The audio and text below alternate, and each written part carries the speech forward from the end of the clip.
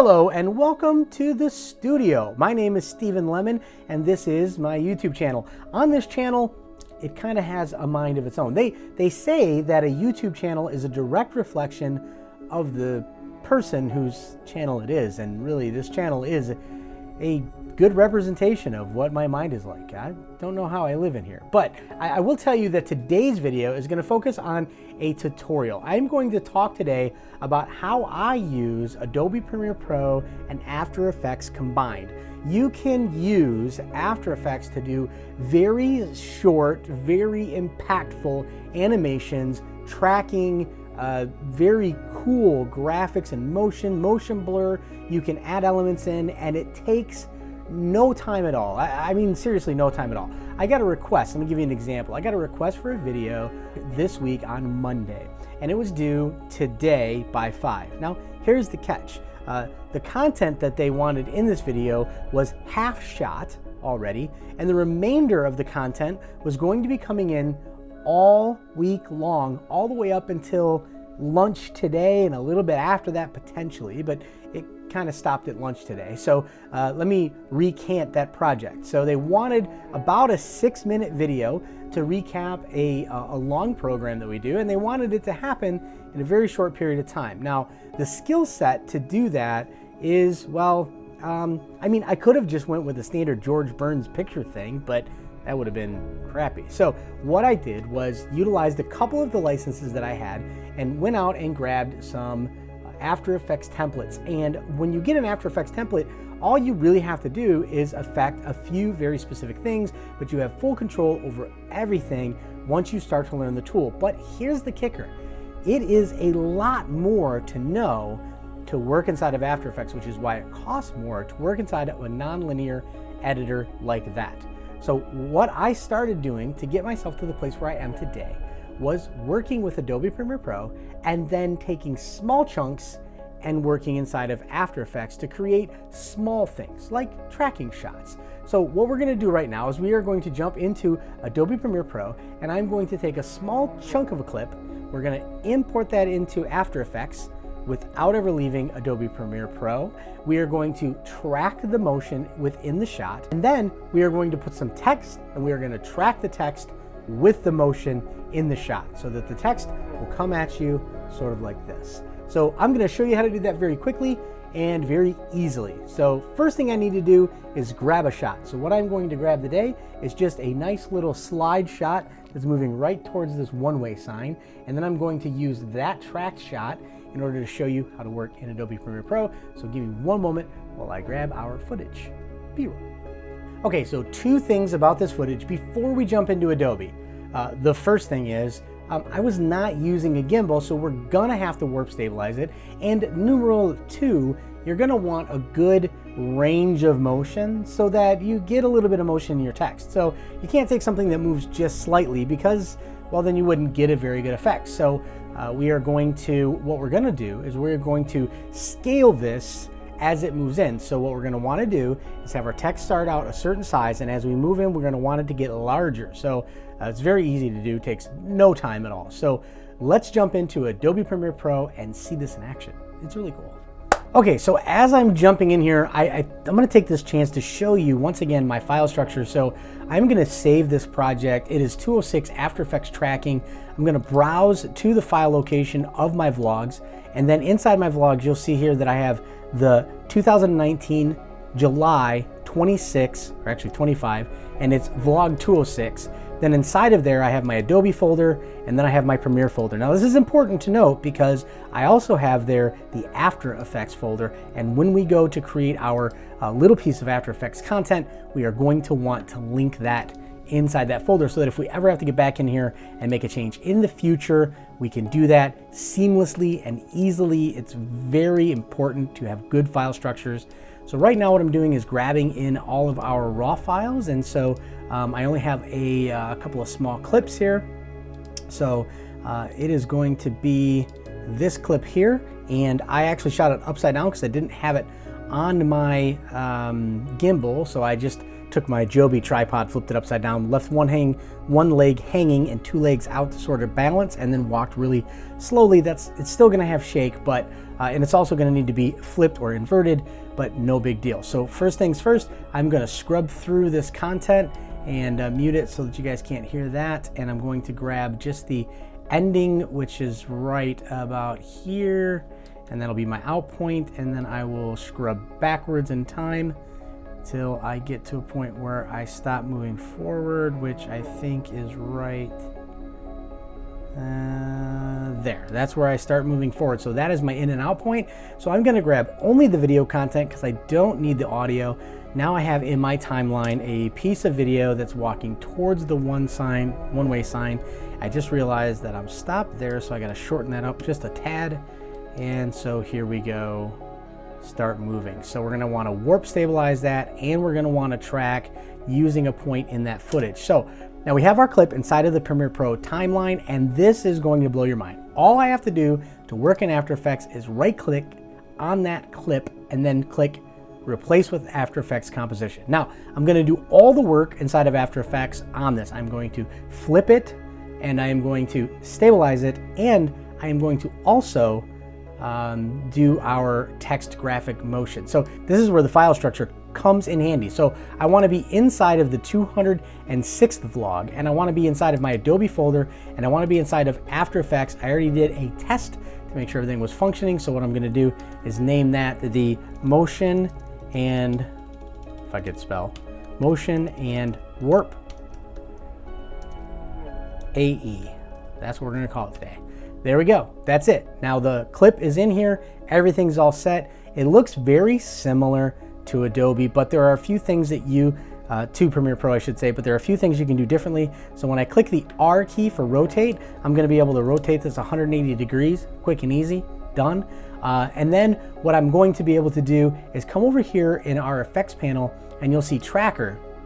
Now inside of here, once you click on the clip that you want to work with, you can do warp stabilization, which I will do, and it will analyze in the background. It'll take just a few minutes to be done, and when it's done, we will have ourselves a nice, smooth, warp stabilized piece of video clip.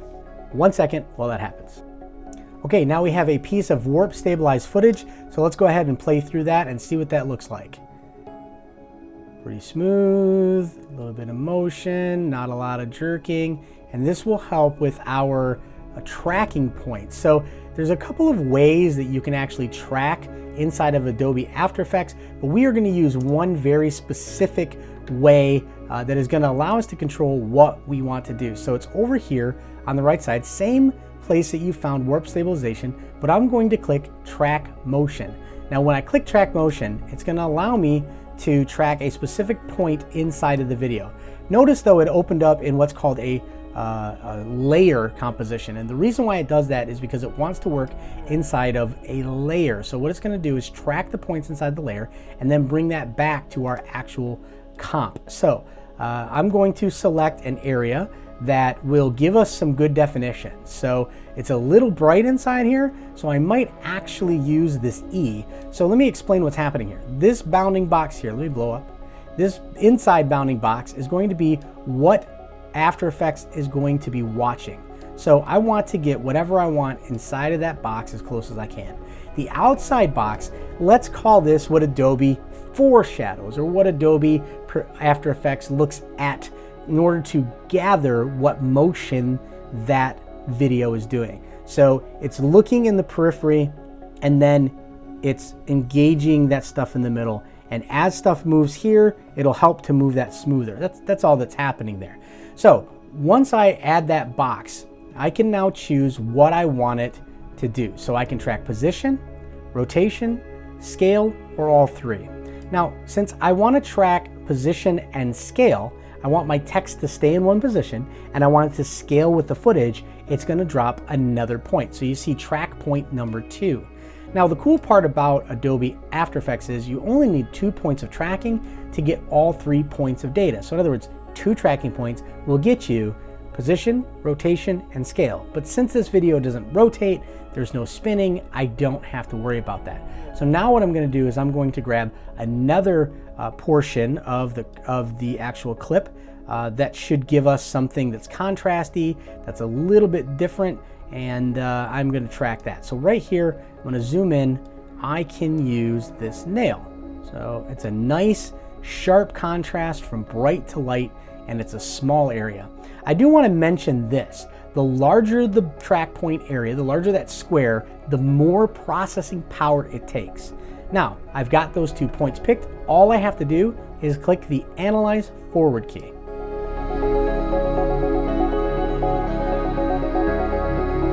Oh, I just lost that. So you can actually see where we lost that. So I'm going to step back here, and you'll see that that nail kind of jumped and we lost that track point. So that is one thing you want to watch for, is where that nail is going to be towards the end. So is that nail going to be close enough for us to get a good enough track point? No. So this is a great lesson learned. If that happens, all you have to do is click reset and reposition your two track points, which I am going to do. Okay, so now what I'm going to do is I'm going to go back to our composition, and I'm going to add 2 things. The first thing we're going to add is what's called a null object. A null object is just a hidden thing. It's like an adjustment layer in Premiere Pro, and we can assign attributes to that. So now I'm going to click on the video clip. I'm going to go back to the tracker. I'm going to click on this drop down here and choose that video clip. That brings us here. Now on that null object, I can assign all of those data points. So I'm going to click Edit Target, and then I'm going to choose the null object from the drop down layer and click OK. Now it is going to move with those data points. So now I'm going to create some new text, and I am going to type some text on our screen here. I know what I'm going to put. Let's type the words "work harder," because I am a workaholic. Now I can position that text wherever I want that text to be. So I'm going to position that. Oh, take off my caps lock because I wanted it all in caps. I'm going to put the H.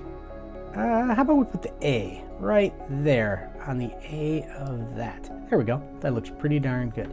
Now I have to do 2 more things. The first thing is I have to drag the pick whip from the text that's here, work harder, to our null object. But I missed one very important step that is oftentimes missed.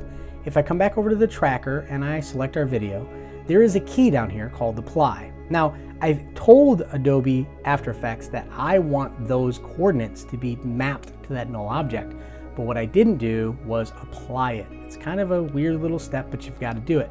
Once I click apply, it's going to ask me a question, whether I want to apply X and Y, X or Y only coordinates. I choose X and Y because that's everything moving left and right, up and down. So we'll go ahead and say OK. And now we have our text that is linked to that. So our first beginning position of our text is what it's going to hold to. So I move to the very first frame. I'll drag our text to that position there. And now when I hit play, you'll see that that is going to track with those points. So the text is going to get larger, but you can see that the text is kind of bouncing around a little bit. That was problematic because of the video shaking on the other side. Now, we can fix that. It's super easy. We don't have to do a lot of work to fix it. All we have to do is find where the most shaky parts are. So you notice from here to about here, it's pretty darn shaky, right? So all I have to do to fix that is go into the coordinates here, zoom in using the plus key, and I can actually just select the problem keys. So let's say that I wanted to go from there to there, but I didn't want to have all that shakiness. See how smooth that was? Now let me step back and show you. This is what it looked like before. It's got to build up our memory. So you see how the text was moving around a lot? Now what I'm going to do is delete out those problem frames, zoom out a little bit, and I'll show you again. See how it's just growing in size and it's not moving as much? So little tiny bits of areas where you see those little things that are happening, you can just come in and delete out those frames in between and get yourself a nice clean scale and position that somewhat matches all of that. And you can also do something that's called working inside of the graph editor. So this is the graph editor, and you can see on the graph editor where those are spiking and not spiking even better than what we were just doing. So notice how this frame here, these two here, were actually a problem as well. So I can get rid of those two and now you should see it smooth out a little bit more even. There you go. And some more here. You can see it violently jumps up right here on these two frames. So you can get rid of those two bullets, those 2 points there. And now you'll see it smoother there. Oh, but I forgot the bottom ones. There's a few more in the middle. I guess you're getting my point here, right? Is that you can work with all these different keyframes now that they've been positioned. Now, in the past, what we used to have to do is go in and drop a keyframe on every single point that we wanted to affect it. So you know what this is like. You put a keyframe at the beginning, you put a keyframe at the end, and then you move it along that line. Well, you would have to go through and map out every single one of those points. Now, this video is a little shaky and I had to do a little warp stabilization, so it's not ideal, but I can make it still look pretty darn good very, very quickly. So you can see it jumps over a little to the left there. So I can actually grab these and sort of pull them down a little bit to keep them centered. There we go. A little better. Now that text kind of grows off the screen with you. So now when I'm all done with that, now this is where the amazing magic happens. So all I have to do now is literally hit save and go back to Adobe Premiere Pro. So we've got our text in there, everything's good to go. Now all I have to do is Control S to save. It's going to save this. I can hit Command S on a Mac, Control S on a PC. I can hit Command Tab and go back to my Adobe Premiere Pro working file, and you'll see it is already built, stabilized, all of the text animations there, everything is good to go. Now the cool part about this is, if at any point, I'm going to show you, I want to go back in and work with this, I can. So I am going to close After Effects. It is completely closed. It's not open. You can see down here in my tray. It's gone, not there anymore. I come back into this project a week later, a couple days later, doesn't even matter. When I want to work with this, all I have to do is right click on it and I can choose to work or edit original. So at the very top, not very top, up here, it says edit original. It's going to go open that Adobe After Effects file and allow me to start working at it. That is why file structure is so important, because it will allow you to edit inside of that After Effects project down the road if you have it stored correctly. Now I can come in and I can even change the text. So let's say that I wanted to change it from work harder to maybe hashtag a lemons. Oh, I didn't even put hashtag. Hashtag a lemon's life. Let's say that's what I wanted it to be. And I also wanted the text to be moved up. I could move that text up so that it's here. And now I can hit save, go back to my Adobe Premiere Pro, and my text is now animated and changed to a lemon's life. Super amazing, crazy, blows my mind. It moves with you, it scales with you. It feels like it's a part of your project. Okay, that is all that I have for you today. A very powerful tutorial. Thank you guys so much for being here. Do me a favor, click like if you like this video. Click the subscribe button if you would so honor me with your subscription, and we will see you in the next one tomorrow, because I daily vlog. Y'all know that. All right, peace.